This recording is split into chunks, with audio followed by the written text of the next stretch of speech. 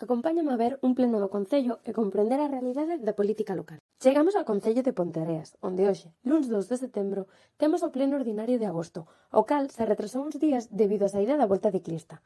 Non obstante, os plenos celébranse o último martes de cada mes. Aquí é onde se debaten e deciden temas chave que afectan a nosa comunidade. Hoxe discutimos varios puntos, pero o tema central sitúase no SAF, que xa os comentaremos que é o que está a acontecer noutros vídeos máis adiante. No lado esquerdo sitúase a bancada do goberno, composta por 6 concelleiros do PP, 4 de ACIP e 1 de Independentes de Ponteareas. A mesa central é a da presidencia, composta pola alcaldesa Nava Castro e o secretario.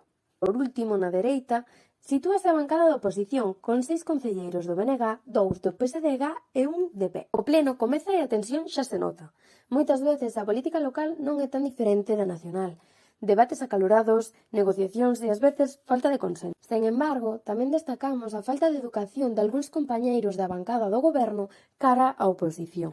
E iso que neste pleno sabían que os estábamos gravando e controláronse. É moi difícil estar ante estas situacións onde pleno tras pleno o noso concelleiro recibe xestos de mal gusto, insultos do público e interrupcións da bancada do goberno, que non son gravados e que os realizan con total impunidade. O pleno remata ás 12 da noite, pero o traballo continúa.